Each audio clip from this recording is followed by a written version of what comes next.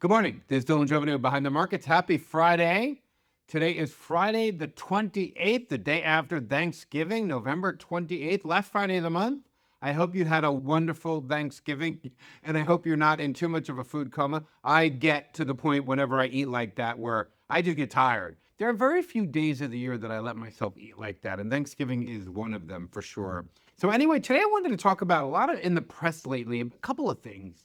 A lot in the press about these $2,000 tariff checks that Trump wants to send to people. These checks, he wants to send Americans a $2,000 or thereabouts check for the tariffs that they're collecting, these Liberation Day tariffs. Now, that sounds great. Who doesn't want $2,000? $2,000 is great. $2,000 is amazing. Who doesn't want a check for $2,000? That's just the problem with that. I remember during COVID and in the year 2020, 2021, I remember when Trump sent out checks, when the virus hit and people were forced not to work, the president closed the country down. I think they called it 15 days to stop the spread. That's what it was, what Trump called it. Anyway, at the time, they sent out checks. And what happened? People were thrilled. All my friends were so happy. We got checks coming. It's amazing. Everybody was so happy. And then Biden comes in and he sends out checks, more checks. We're sending out checks now. Isn't that amazing?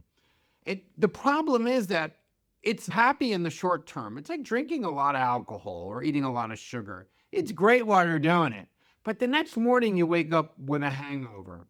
And we woke up with a hangover called inflation. You cannot send money out without repercussion, without inflation. So in 2020, 2021, everybody gets checks. Yay! 2022, 2023, 2024, you start to see the effects of that. The inflation starts to really rise. This is a story as old as the hills. So I am happy that some senators in Congress, Republicans, are really pushing back against this idea, saying the country can't afford that, to send out these $2,000 tariff, quote, dividend checks. He's such a good marketer, Trump, to help them. And Trump says, I want to send them out to working class Americans to, quote, help them afford higher living expenses, end quote.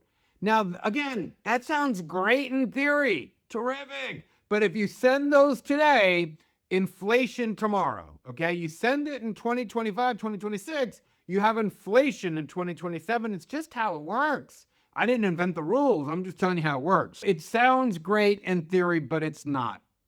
It's not a good idea. And guys, let me tell you something.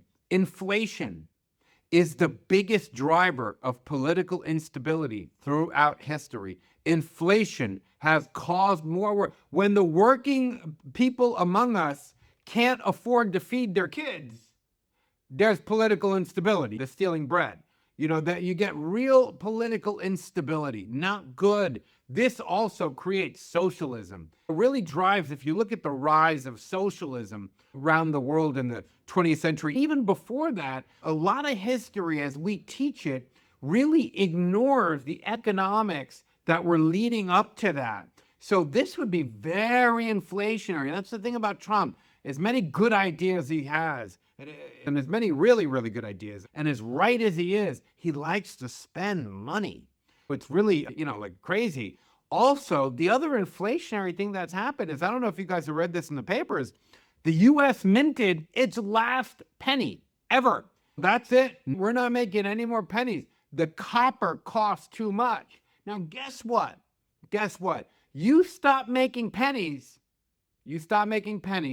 Everything is going to now cost a nickel. That's going to be the smallest amount next to the penny is a nickel. So let me tell you something. Everything that's in that dollar range is going to go up to $1 and a nickel now. That is like 4 or 5% inflation you're going to see at the low end, and that's going to hit the working class. So you're going to see some inflation coming in just by the fact that we're not minting pennies anymore. And of course, if you want to know why we're not minting pennies, you really should check out our copper report. I'm telling you, that is like the least talked about report we've written, and it's really good. Anyway, that's all I have for you. Have a wonderful weekend. I will, of course, I'll see you Monday.